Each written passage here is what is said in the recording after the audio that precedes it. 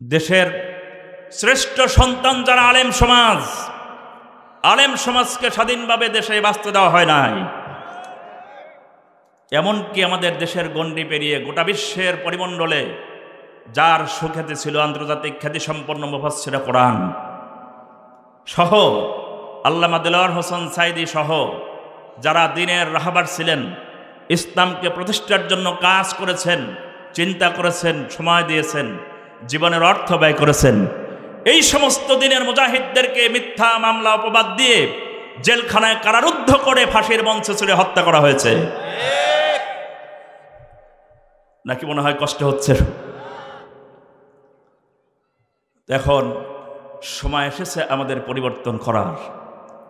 আপনারা কি রাজি আছেন? সবাই জাতিকে কমিটমেন্ট নিতে হবে, এখন সিদ্ধান্ত নিতে হবে পরিপূর্ণভাবে। বাংলাদেশ আমাদের জন্য একটা উন্মুক্ত পরিবেশ আল্লাহ তাআলা করে দিয়েছেন। যাদের রক্তের বিনিময়ে, যাদের ত্যাগের বিনিময়ে আমরা এই স্বাধীনতা পেয়েছি, তাদেরকে সশ্রদ্ধ চিত্তে আমরা স্মরণ করি, জাতির শ্রেষ্ঠ সন্তান হিসেবে আমরা তাদেরকে স্বীকৃতি দেই। যারা বুকের তাজা রক্ত দিয়ে পুলিশের গুলির সামনে নিজেকে উৎসর্গ করেছেন, আমরা তাদেরকে স্মরণ করি শ্রদ্ধা ভরে। আমাদের এই পরিবেশ আমরা দিয়েছি। এখন বিগত 54টি বছর আমাদের ভাগ্যের পরিবর্তন হয় নাই। স্বাধীনতা পেয়েছি নামে মাত্র আমরা আরেকটি দেশের পরাধীনতার শৃঙ্খলা আমরা আবদ্ধ হয়েছি। একটা দেশ থেকে আমরা স্বাধীনতা পেয়েছি মানে বোতলের গায়ের যে সিলটা এটা পরিবর্তন হয়েছে, কিন্তু মদ সেই পুরাতনটাই আছে। কথা কি ভুল বলেছি? তার প্রমাণ গত কয়েকদিন আমরা দেখেছি। কয়েকদিন আগে বাংলাদেশে উগ্রপন্থী হিন্দু সংগঠন ইসকনের এক সদস্যকে গ্রেপ্তার করা হয়েছে, আপনারা জানেন, যাকে গ্রেপ্তারের মধ্য দিয়ে আমাদের পার্শ্ববর্তী দেশ ভারতের উগ্রপন্থা আমরা অবলোকন করেছি। শুধু দেখেই নাই, বাংলাদেশের স্বাধীন সার্বভৌমত্ব দেশের উপর হস্তক্ষেপ করার তারা চেষ্টা এবং পায়তারা চালিয়েছে। আমরা ধন্যবাদ জানাই বাংলাদেশের আপামর জনসাধারণ সহ প্রত্যেকটি রাজনৈতিক দল যারা আছেন, একটি দল ছাড়া যারা অসন্তুষ্ট হয়েছেন গত কয়েকদিন ধরে, তারা ছাড়া প্রত্যেকটি রাজনৈতিক দল এক মঞ্চে দাঁড়িয়েছে। ভারতের সমস্ত আগ্রাসনকে আমরা আমাদের জীবনের শেষ রক্তবিন্দু দিয়ে হলেও তাদের সমস্ত আগ্রাসনকে আমরা মোকাবেলা করবো ইনশাআল্লাহ। সর্বোপরি আমরা সিদ্ধান্ত নিব ইনশাআল্লাহ, আমাদের বাংলাদেশ হচ্ছে সেই বাংলাদেশ যেখানে ঘুমিয়ে আছে শাহজালাল রহমতুল্লাহ আলাই, যেখানে ঘুমিয়ে আছেন শহীদ তিতুমীর রহমতুল্লাহ আলাই, যেখানে ঘুমিয়ে আছেন সর্বশেষ শাহাদত বরণকারী আল্লাহর জগৎ বিখ্যাত একজন অলি আল্লামা হযরত দেলোয়ার হোসেন সাঈদী রহমতুল্লাহ আলাই, যাদের এই জমিনকে আমরা কোরআনের বিজয়ের মাধ্যমে বাংলাদেশের পতাকা আমরা বিজয়ী কোরআনের শাসন প্রতিষ্ঠা করতে চাই ইনশাআল্লাহ। সবাইকে আমরা রাজি আছি? সবাইকে রাজি আছি? আল্লাহ পাক আমাদেরকে তৌফিক দান করুন, সকলে বলে আমিন।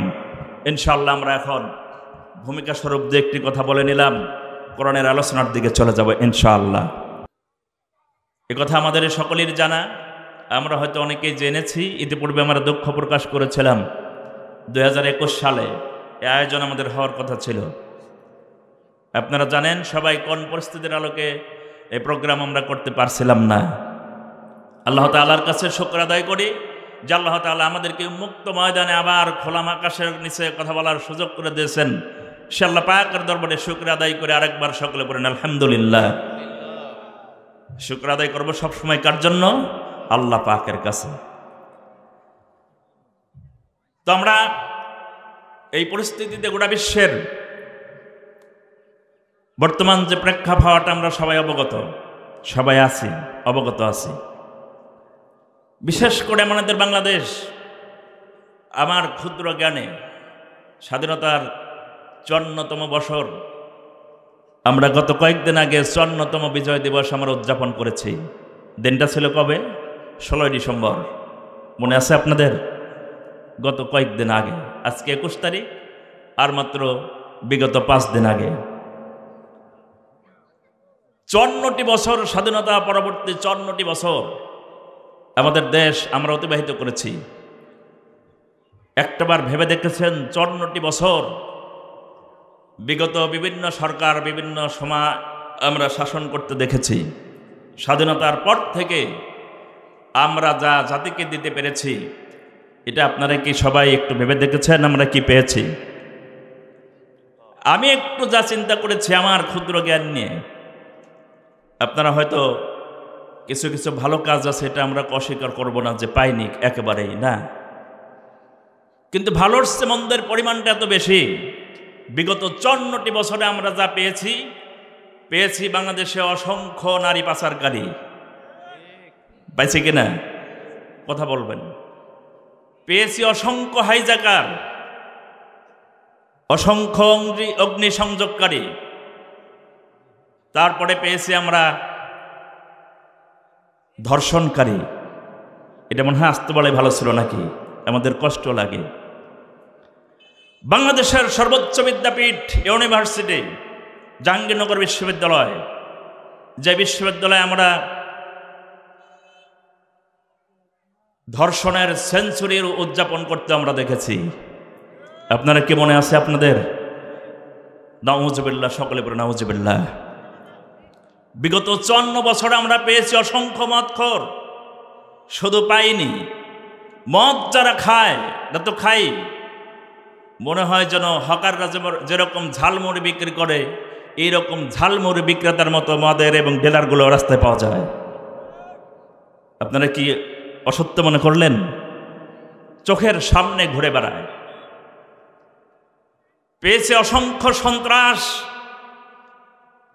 যারা শহর বাজার গ্রাম পর্যন্ত চাঁদাবাজি করতে আমাদের কাছ থেকে দ্বিধাবোধ করে নাই।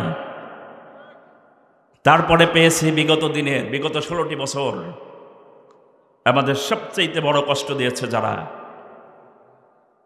দিয়েছে সবচেয়ে বড় কষ্টের জায়গা, দেশে স্বাধীনভাবে ইসলামের প্রচার প্রসার করতে দেয় নাই। এমনকি ইসলামের পক্ষে যারা কথা বলেছে তাদের কণ্ঠকে রোধ করে দেওয়া হয়েছিল। আমরা পেয়েছি বাংলাদেশ থেকে কোটি কোটি টাকা বিদেশে পাচারকারী আমরা পেয়েছি ইতিমধ্যেই, নাকি ভুল বলছি? কোটি কোটি টাকা দেশ থেকে বিতাড়িত হয়েছে, বের করে দেওয়া হয়েছে। এরপরে সবচেয়ে কষ্টের আরেকটা জিনিস আমরা পেয়েছি, আমাদের নৈতিক চরিত্রের পরিবর্তন করতে হবে। পরিবর্তনটা করব কি দিয়ে? পৃথিবীর ইতিহাস শাসনের দিকে তাকান, গভীর মনোযোগ দিয়ে একটু দেখবেন। পৃথিবীর প্রত্যেকটি দেশের যারা মরল দেশ আছে, ইউরোপ আমেরিকার বিখ্যাত দেশগুলি, যারা কিন্তু সন্ত্রাস দমন করার জন্য কম চেষ্টা চালায় নাই, সব চালাইছে। আমাদের মধ্যপ্রাচ্যের দেশ, আরব আমিরাত সহ বিভিন্ন দেশ যারা আছে, মুসলিম কান্ট্রিগুলি, তারাও কিন্তু কম চেষ্টা করে নাই সন্ত্রাস সব কিছু দমন করে সুশাসন প্রতিষ্ঠার জন্য। আমাদের দেশের সরকাররাও মুখ দিয়ে অন্তত বলেছেন যে আমরা সন্ত্রাস দমন করে একটা শান্ত প্রিয় বাংলাদেশ গড়তে চাই। কিন্তু এটা পারে নাই কেন? পারা সম্ভব হয় নাই। এজন্যই এটা প্রমাণিত হয়েছে মানব প্রসিদ্ধ কোনো মতবাদ দিয়ে পৃথিবীতে শান্তি প্রতিষ্ঠা করা সম্ভব নয়। পৃথিবীতে শান্তি প্রতিষ্ঠার জন্য মূল যে ভূমিকা, যেটা দায়িত্ব পালন করা দরকার, সেই সংবিধানের নাম পৃথিবীতে আসবে একমাত্র কোরআনুল কারীমের মাধ্যমেই পৃথিবীতে শান্তি প্রতিষ্ঠা করা সম্ভব। কথা কি ভুল হয়েছে? কথা কি ভুল হয়েছে? কোরআন দিয়ে দেশ পরিচালনা, যে সমাজ পরিচালনা হবে, দেশটা শান্তিতে ভরে যাবে। সুবহানাল্লাহ, আলহামদুলিল্লাহ। আল্লাহ পাক আমাদেরকে কোরআনের ছায়াতলে আসার তৌফিক এনায়েত করুন, সকলে বলে আমিন। মনে রাখবেন একটা বিষয়, শুধুমাত্র নামাজে গেলেই আমাদের মনে পড়ে পরকালের কথা, শুধুমাত্র রোজা আসলেই মাথায় টুপি ওঠে, গায়ে জুব্বা ওঠে, এটা কি আল্লাহর ভয় দিলে তৈরি হলো? মুমিনের এই বৈশিষ্ট্য থাকা উচিত জীবনের প্রত্যেকটা মুহূর্ত পর্যন্ত। সুবহানাল্লাহ। মনে রাখবেন, আমার সময় কিন্তু আল্লাহ পাকের কাছে খুবই নিকটবর্তী একটা সময়, আল্লাহর কাছে আমাকে জবাবদিহি করতে হবে, খুবই নিকটবর্তী সময়। সুতরাং যে আল্লাহ পাকের কাছে আমরা জবাব দিব, কি নিয়ে উঠবো আল্লাহর কাছে, আমাকে মাথায় নিতে হবে কি নিয়ে উঠবো আমি। সাহাবায়ে কেরাম রিদওয়ানুল্লাহ তাআলা আলাইহিম আজমাইন যারা ছিলেন, যাদেরকে আল্লাহ তাআলা আল্লাহ রসুল দুনিয়া থাকতেই জান্নাতের সুসংবাদ দিয়েছিলেন। তাদের চিন্তা, তাদের চেতনা কি রকম ছিল একটু লক্ষ্য করুন। হাসরের মাঠ যখন কায়েম হয়ে যাবে, পৃথিবীর সমস্ত মানুষ হযরত আদম আলাইহিস সালাম থেকে শুরু করে নিয়ে শেষ দিন পর্যন্ত, কিয়ামতের পূর্ব মুহূর্ত পর্যন্ত যত মানুষ পৃথিবীতে আসবে সবগুলো মানুষ সেখানে থাকবে। বিচার কায়েম হয়ে যাবে। আল্লাহ রাব্বুল আলামিন বিচারকের আসনে যখন বসে থাকবেন বিচার কায়েম করার জন্য, নবীজিকে বলবেন, ইয়া রাসূলুল্লাহ, ইয়া হাবিবাল্লাহ, আমি এখন বিচার কায়েম করতে চাই। বিচার শুরু হয়ে যাবে, মানুষের বিচার শুরু হবে। নবীজিকে বলবেন, বিচার কার্য পরিচালনার জন্য প্রত্যেকটি অনুষ্ঠান যেরকম উদ্বোধন হয়, উদ্বোধন করার প্রয়োজন হয়, বিশ্বনবীকে আল্লাহ রাব্বুল আলামিন প্রস্তাব করবেন, নবী গো, আমি এখন বিচার কার্য উদ্বোধন করতে চাই আপনার উম্মতকে দিয়া। সুবহানাল্লাহ। আল্লাহ পাক নবীজিকে বলবেন, হে রাসূল, আজকে বিচার কার্যটা যে উদ্বোধন করব, এই উদ্বোধনটা হবে আপনার উম্মতকে দেয়া। সুবহানাল্লাহ। সেই পাওয়ারফুল নবীর উম্মত আমরা, এর জন্য আমাদের কি গর্ব হয় না? অবশ্যই গর্ব করা উচিত। বিচার কার্য শুরুর জন্য নবীজিকে আল্লাহ পাক বলবেন, হে রাসূল, আপনার উম্মতের ভিতর থেকে আপনি যাকে ইচ্ছা সর্বপ্রথম বিচারের জন্য পাঠিয়ে দিন। কাকে আপনার যোগ্য মনে করেন আমার দরবারে পাঠিয়ে দিন। আল্লাহ রাসূল এদিক ওদিক তাকাবেন, ডানে বামে তাকাবেন, মনে মনে খুঁজবেন, বলবেন, আইনা আবু বকর, আমার আবু বকর কোথায়? রাসূলুল্লাহ আবু বকরের দিকে তাকাবেন, আবু বকর বলবেন, লাব্বাইক ওয়া সাদাইক ইয়া রাসূলুল্লাহ, আমি তো আপনার পাশে আছি। নবীজি বলবেন, আবু বকর, আল্লাহ পাক আমাকে ঘোষণা করেছেন আমার উম্মত দিয়ে আজকের এই বিচার কার্য উদ্বোধন হবে। আমার উম্মতের ভেতরে আমি যাকে সবচাইতে বেশি যোগ্য মনে করি তুমি হচ্ছ সে আবু বকর। সুবহানাল্লাহ। আমি মনে করি আজকের এই বিচার কার্য উদ্বোধনের জন্য আবু বকর, আমি তোমাকে আগে পাঠিয়ে দিব। হযরত আবু বকর ভয়ের চোটে কেঁদে ফেলবেন, ইয়া রাসূলুল্লাহ, আমি তো অপরাধী। ইসলাম গ্রহণ করার পরের যে আমলগুলি আমি করেছি সেটা বাদ দিলাম।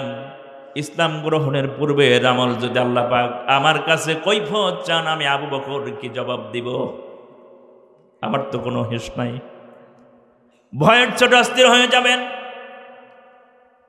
আল্লাহ রাব্বুল আলামিন গায়েব থেকে আওয়াজ করবেন, আবু বকর, চিন্তার কোনো কারণ নাই, ভয় পাওয়ার কোনো কারণ নাই, তুমি চলে এসো। আবু বকর, তোমার জীবনের সব আমল আমি বাদ দিলাম। আমার রসুলকে তুমি একটা রাত্রিতে যে সন্তুষ্ট করেছ, আমার নবীজিকে একটা রাত্রির জন্য তুমি যা করেছ, আমি আল্লাহ রাব্বুল আলামিন তোমার জীবনের সব আমল বাদ দিলাম। একটা দিনের আমলের কারণে আমি আল্লাহ রাব্বুল আলামিন তোমার প্রতি যতটুকু সন্তুষ্ট দিয়েছিলেন। আবু বকর, প্রস্তুত থেকে হিজরত করা লাগতে পারে। গভীর রাতে হযরত আবু বকর দরজায় শুয়ে আছেন ঘরের ভিতরে। আল্লাহর নবী দরজার সামনে গিয়ে হিজরতের রাতে শুধুমাত্র একটি বার নক করলেন। আবু বকর, ঘরের দরজা খুলে গেল। ঘর থেকে হযরত আবু বকর পোটলাটা হাতে নিয়ে বেরিয়ে আসলেন। পোটলাটা হাতে নিয়ে বেরিয়ে আসলেন। নবীজি প্রশ্ন করলেন, আবু বকর, আশ্চর্য কথা, গভীর রজনী হযরত জিবরাইল আলাইহিস সালাম আমাকে দরজার সামনে ডাকাডাকি করেছেন। আমি উঠেছি, আমি চলে আসলাম তোমার দরজায় গিয়ে একটা মাত্র নক করলাম। একটা মাত্র নক করার কারণে, এতটুকু আওয়াজ করার কারণে, এত কম সময়ের ভিতরে কেমনে তুমি ঘুম থেকে বেরিয়ে উঠলে, জেগে উঠলে? আরো আশ্চর্যের বিষয় হলে এত অল্প সময়ের ভিতরে কেমনে তুমি তোমার প্রস্তুতি নিলে, পুটলা পান্তি হাতে বেঁধে নিয়ে আসতে পারলে বলো? হযরত আবু বকর বলেন, ইয়া রাসূলুল্লাহ, ইয়া হাবিবাল্লাহ, আপনার কি মনে পড়ে না আজ থেকে 6 মাস পূর্বে যেদিন বলেছিলেন হিজরতের সঙ্গে হবে আবু বকর, সেদিন থেকে আমি আবু বকর হিজরতের জন্য মানসিক প্রস্তুতি নিয়েছিলাম। সুবহানাল্লাহ।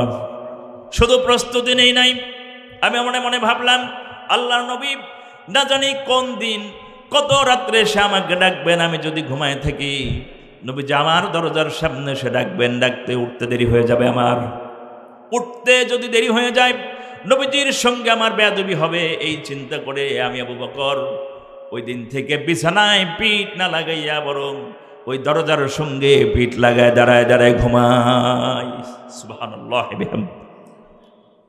আল্লাহ রাব্বুল আলামিন বলবেন, আবু বকর শুধু তাই নয়, আল্লাহর নবী সাথে করে নিয়ে যখন তোমারে মদিনার পথে রওনা হলো, গাড়ে সোরের মধ্যে যখন ঢুকলা, এতটুকুন ছোট্ট গুহা ছিল, ভয়ের চোটে তুমি অস্থির হয়ে গিয়েছিলে।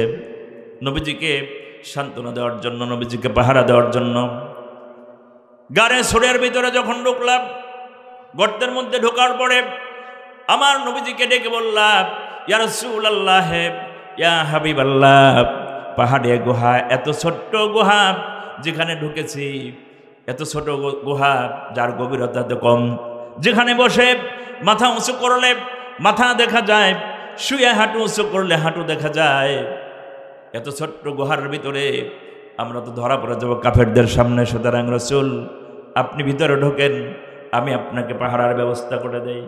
আল্লাহ রাব্বুল আলামিন বলেন, এই বিচলিত অবস্থায় আবু বকর তোমাকে সান্ত্বনা দেওয়ার জন্য আমি আল্লাহ রাব্বুল আলামিন আমার রাসূলের উপরে ওহী নাজিল করে দিয়েছিলাম। তোমার কি মনে পড়ে না আবু বকর, আমি আল্লাহ পাক আমার রাসূলকে সান্ত্বনার বাণী শোনায় দিয়েছিলাম, লা তাহজান ইন্নাল্লাহা মা'ানা। ও আমার রাসূল, ভয় পাওয়ার কোনো কারণ নাই, ও আমার সঙ্গী। রাসূলকে আল্লাহ পাক বললেন, হে রাসূল, আপনি আপনার সঙ্গীকে, আপনার সাথীকে এই সুসংবাদটা শোনায় দেন, ভয় পাওয়ার কোনো কারণ নাই, স্বয়ং আমি আল্লাহ পাক তোমার সাথে আছে। সুবহানাল্লাহ। তার মানে কি, ইসলামের পথে চললে, রাসূলকে পাহারা দিতে গেলে, রাসূলকে সাহায্য করতে গেলে, দিন প্রতিষ্ঠার কাজে থাকলে সাহায্য করেন কে? স্বয়ং আল্লাহ পাক। সুবহানাল্লাহ। সে আল্লাহ পাক কি এখন নাই বুঝে নাকি? আছে না?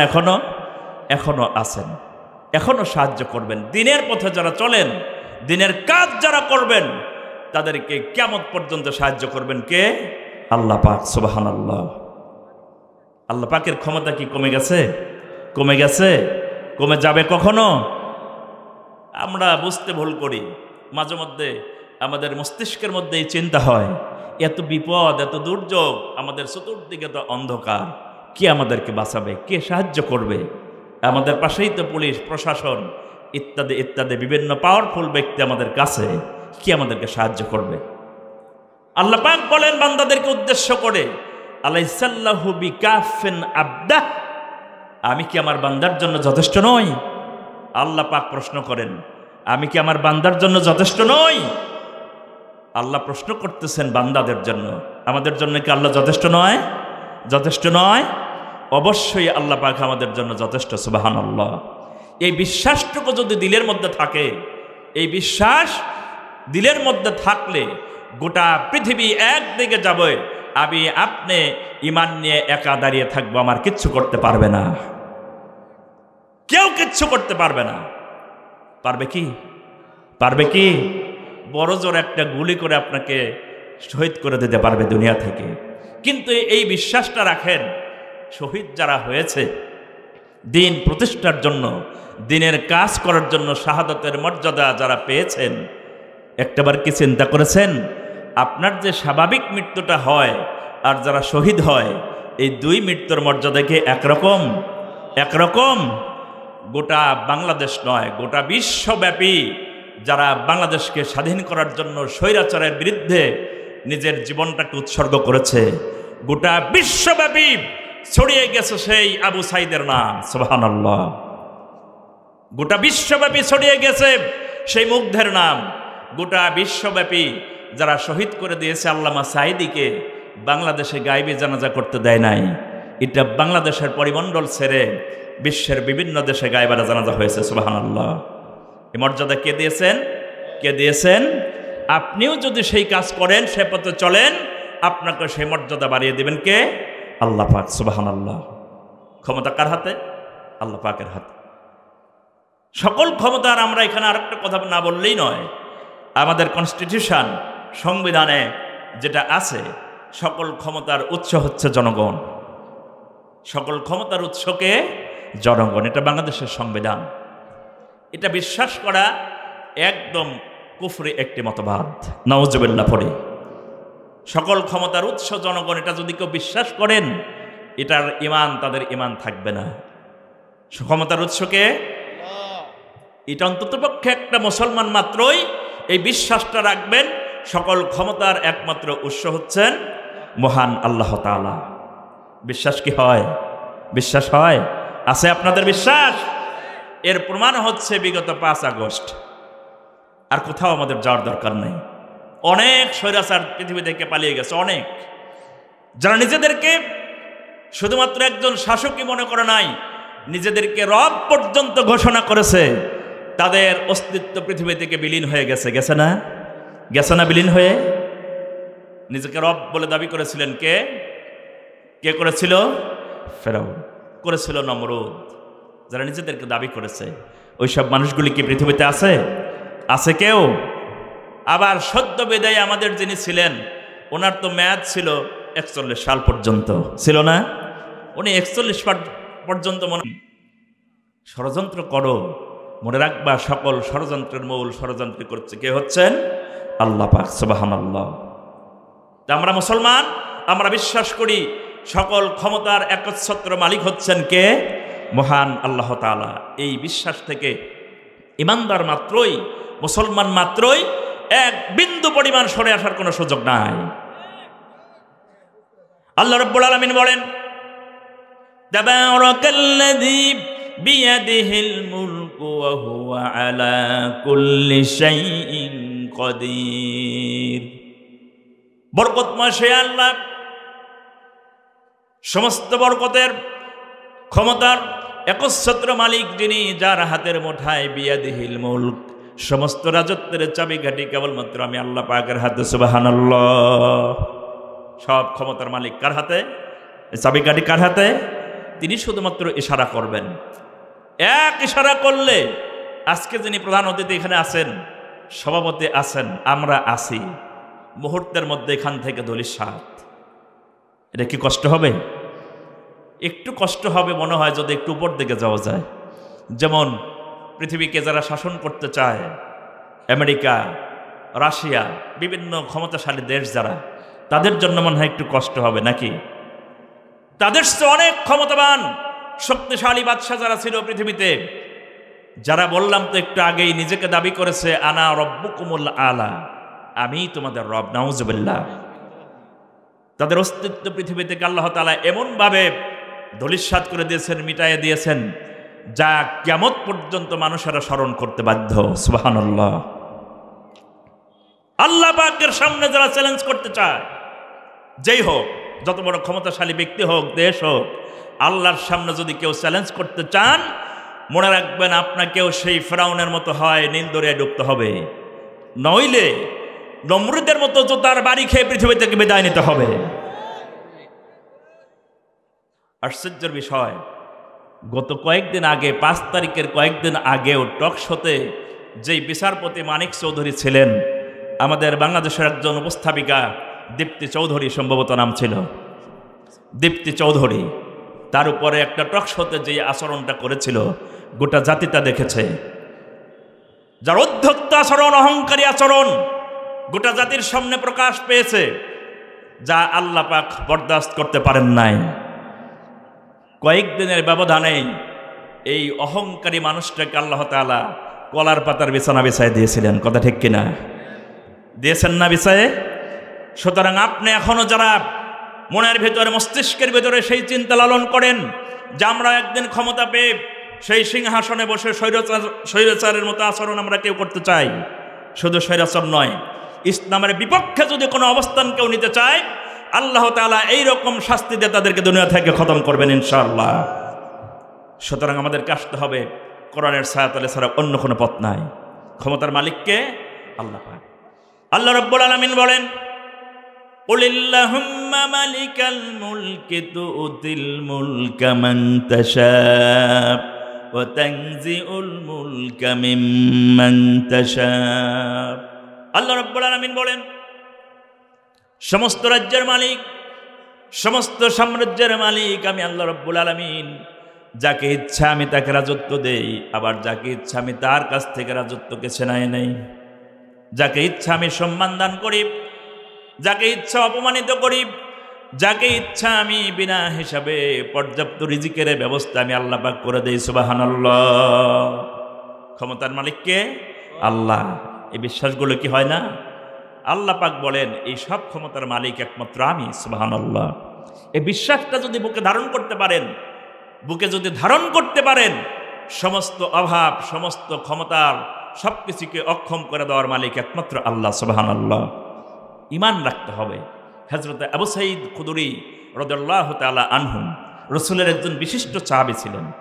বিশিষ্ট সাহাবী, এতটা অভাবগ্রস্ত ছিলেন, পরিবার কাছ থেকে যখন তার পিতাকে হারালেন, পরিবার পরিজন মা বিবি সহ পরামর্শ দিলেন যে আমাদের সংসারটা অত্যন্ত অভাবগ্রস্ত, অত্যন্ত অসহায়, আমাদের পরিবারে অর্থনৈতিক অসচ্ছলতা এতটা বেশি, আমরা তো সঠিকভাবে দিন যাপন করতে পারছি না।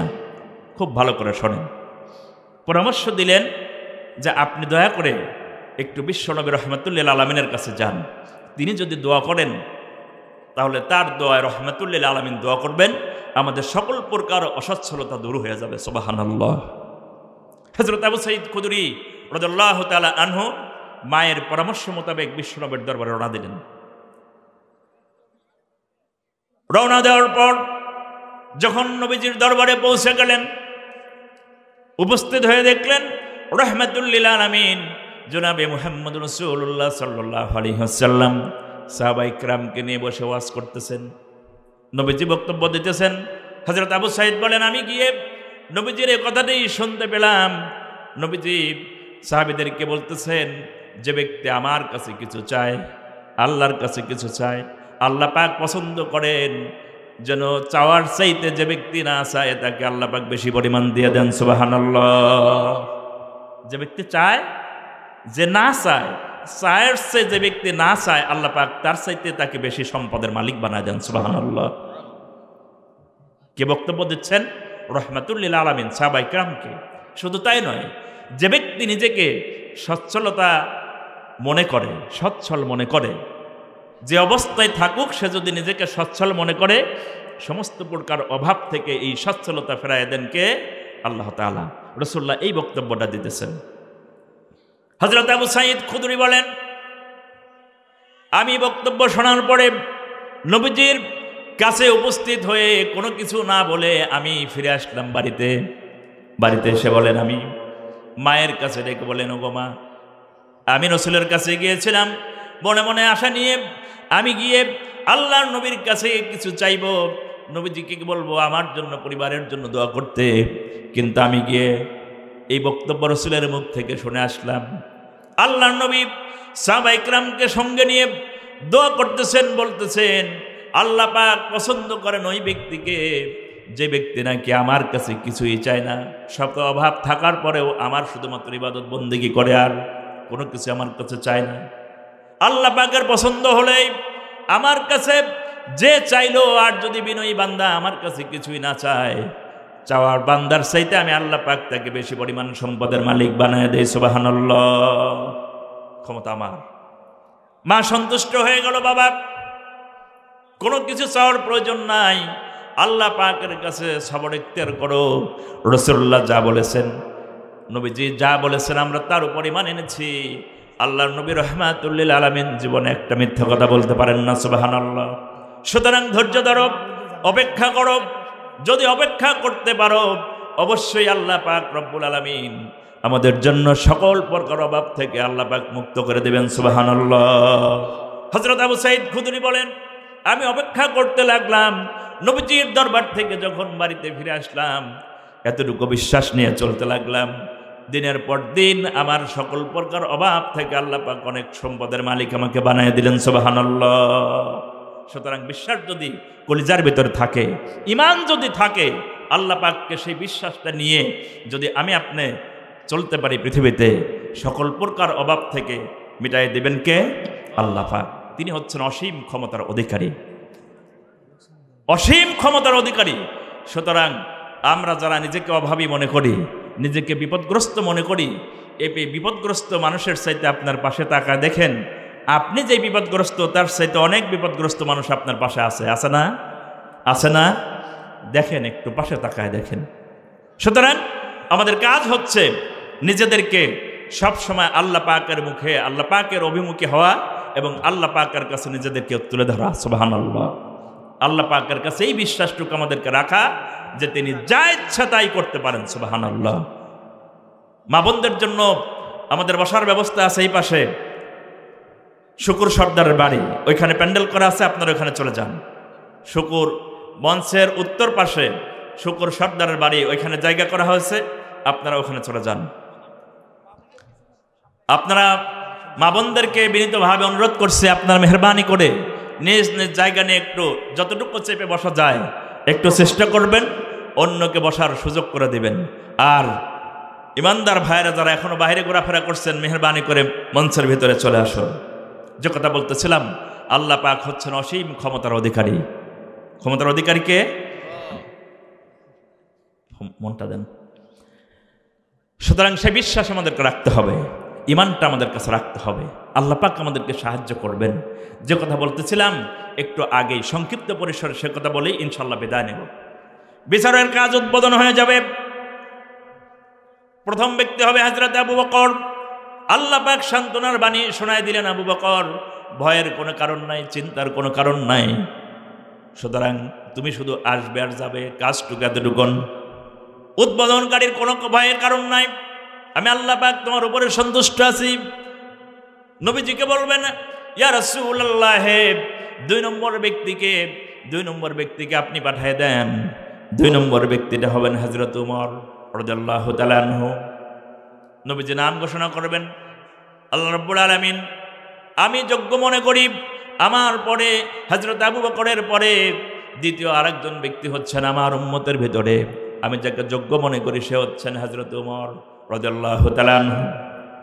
আল্লাহ পাকের কাছে নামটি যখন ঘোষণা করবেন, রব্বুল আলামিন ঘোষণা করবেন, ও আমার হাবিব, উমরকে পাঠানোর দরকার নাই, কারণ সে তো আমার মেহমান, ইসলামের মেহমান।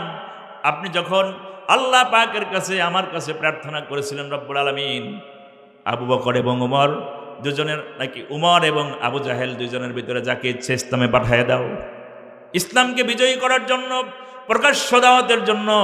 এই দুই ব্যক্তির ভিতর থেকে যাকে তুমি পছন্দ করো, দোয়া করেছিলে হাবিব, আমি আপনার দোয়াকে কবুল করে হযরত উমরকে ইসলামের জন্য কবুল করে নিয়েছি। সুবহানাল্লাহ। উমর তো ইসলামের মেহমান, আপনি চেয়েছেন, আমি দিয়েছি, সে তো আমাদের মেহমান, সুতরাং তার ব্যাপারে হিসাবের কোনো প্রয়োজন নাই। সুবহানাল্লাহ। তার কোনো হিসাব নাই, সে আসবে, চলে যাবে। তিন নম্বর ব্যক্তি হচ্ছেন, নবীজি পাঠাবেন তিন নম্বর ব্যক্তি, আইনা উসমান। আল্লাহর নবী হযরত উসমানের নাম ঘোষণা করবেন। হযরত উসমান গনি রাদিয়াল্লাহু তাআলা আনহু ভয়ের চোটে কেঁদে ফেলবেন, ইয়া রাসূলুল্লাহ, ইয়া হাবিবাল্লাহ, জীবনের সব আমল আমি বাদ দিলাম। আল্লাহ রাব্বুল আলামিন আমাকে যেই পরিমাণ সম্পদের মালিক করেছেন, আমি যা আমল করেছি, ইবাদত বন্দেগী যা করেছি, এই সব সম্পদের হিসাব বাদ দিলাম। আল্লাহ পাক আমাকে যেই পরিমাণ সম্পদ দিয়েছেন, এই সম্পদের হিসাব যদি আল্লাহ পাক আমার কাছে চান, আমি তো দিতে পারবো না, আমি তো আসামি। লক্ষ্য করুন ভালো করে, আল্লাহ পাকের নবী যাদেরকে দুনিয়ায় থাকতে জান্নাতের সুসংবাদ দিয়েছিলেন, সে আল্লাহ রাব্বুল আলামিনের সুসংবাদ প্রাপ্ত জান্নাতি সাহাবীরা ভয়ের ছোট অস্থির হয়ে যাবেন। হযরত উসমান গনি, আল্লাহ পাক রব্বুল আলামিন উসমান গনিকে সুসংবাদ শোনায় দিবেন, ওগো আল্লাহর বান্দা, আল্লাহর নবীর সাহাবী, ভয় পাওয়ার কোনো কারণ নাই, জীবনের সব সম্পদের হিসাব বাদ দিলাম। তুমি যে আমার রাসূলের পিছনে একটা দিনের জন্য যতটুকু সন্তুষ্ট দিয়েছ, খুশি করেছ, জীবনের সব সম্পদের হিসাব বাদ দিলাম। একটা দিনে আমার নবীকে তুমি যে সন্তুষ্ট করেছো, খুশি করেছো, ওই একটা দিনের সন্তুষ্টির বিনিময়ে আমি আল্লাহ রাব্বুল আলামিন তোমার জীবনের সব গুনাহ মাফ করে দিয়েছি। সুবহানাল্লাহ। চলে যাব। সেদিনটা ছিল ঈদের দিন। কোন একটা ঈদের মুসল্লায় আল্লাহর নবী নামাজে যাবেন, ঈদের নামাজ পড়তে চলে যাবেন, বাড়ি থেকে বের হবেন। হযরত আয়েশা সিদ্দিকা রাদিয়াল্লাহু তাআলা আনহা নবীজির হাত থেকে চেপে ধরলেন, ইয়া রাসূলুল্লাহ, ইয়া হাবিবাল্লাহ, আমি আপনার স্ত্রী, আজ পর্যন্ত কোনোদিন আপনার কাছে কোনো কিছু আপত্তি আমি করি নাই, দাবি করি নাই। আজকে ঈদের দিন আমি আপনার কাছে এতটুকু আবদার করব, তাহলে এই লক্ষ্য করুন ভালো করে, আপনার কাছে এতটুকু আবেদন করব, আপনি রাহমাতুল লিল আলামিন ঈদের মুসাল্লায় চলে যাবেন। অসংখ্য অভাবগ্রস্ত মানুষ পৃথিবীতে আছে, দুনিয়াতেই মক্কা মদিনায় আছে, অবস্থান করতেছে। আপনার বাড়িতে রাহমাতুল লিল আলামিন আপনার বাড়িতে আসবে। অভাবগ্রস্ত মানুষগুলি আপনি যখন চলে যাবেন, আমি আয়েশা, আমার কাছে এতটুকু পরিমাণ সম্পদ নাই যাতে আমি তাদেরকে বিদায় করে দিব। সুতরাং আপনার কাছে এতটুকু অনুরোধ, এতটুকু পরিমাণ, সামান্য পরিমাণ সম্পদ যদি আপনি আমার কাছে রেখে যেতে পারেন, আমি যা দিয়ে এতিম মিসকিন মানুষগুলিকে আমি বিদায় করতে পারি। সুবহানাল্লাহ। হযরত আয়েশা বলেন, নবীজির কাছে যখন আমি আপত্তি করলাম, এতটুকু আবেদন করলাম, চেহারা মোবারকের দিকে তাকায় দেখলাম আল্লাহর নবীর চেহারাটা মলিন হয়ে গেল। বুঝতে পারলেন হযরত আয়েশা রাসূলের কাছে বুঝি কিছু নাই। রাহমাতুল লিল আলামিন, গোটা জাহানের সর্বশ্রেষ্ঠ মানব আল্লাহ পাক যাকে মনোনীত করেছেন, একটাবার তাকায় দেখেন সম্পদের পিছনে আমি আপনি ঘুরি দৌড়াই। রাহমাতুল লিল আলামিন তার স্ত্রী এতটুকু আবেদন করেছেন, পকেটে হাত দিলেন, নবীজি কোনো টাকা নাই। চেহারা মলিন হয়ে গেল। হযরত আয়েশা বুদ্ধিমতী ছিলেন, বুঝতে পারলেন, ইয়া রাসূলুল্লাহ, বিচলিত হওয়ার কোনো কারণ নাই, আপনি নিশ্চিন্তে চলে যান, আপনি কোনো কষ্ট নেবেন না, কোনো ভয় পাবেন না, কোনো শঙ্কিত হবেন না, কোনো চাপ নেবেন না, আপনি চলে যান। আমি বুঝতে পারছি আল্লাহ রাব্বুল আলামিন অবশ্যই এর একটা ফয়সালা করে দেবেন। সুবহানাল্লাহ। নবীজি চলে গেলেন ঈদের মাঠে। যাওয়ার পর মোনাজাত করতেছেন। নামাজ শেষে রব্বুল আলামিন, আমার আয়েশা আজ পর্যন্ত আমার কাছে কোনো কিছু আবদার করে নাই, আজকে ঈদের দিন এতটুকু পরিমাণ আবেদন করেছে, আমি তাকে মন রক্ষা করতে পারি নাই, তাকে আমি কিছুই দিতে পারলাম না। আল্লাহ তাআলার কাছে এতটুকুন পরিমাণ শুধু দোয়া করেছেন, প্রার্থনা করেছেন।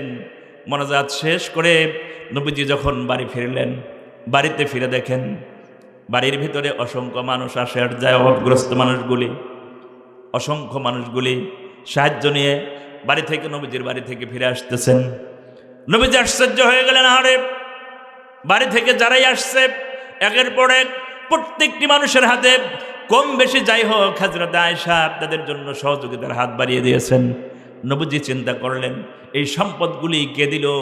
কৌতূহলে হয়ে নবীজি প্রশ্ন করলেন হযরত আয়েশাকে, ওগো প্রাণের স্ত্রী আয়েশা, জলদি করে বলো, আমি তো যাওয়ার সময় তোমাকে এমন কিছুই দিয়ে যেতে পারলাম না, আমি তো তোমার কাছে খুব লজ্জিত হয়ে গিয়েছিলাম।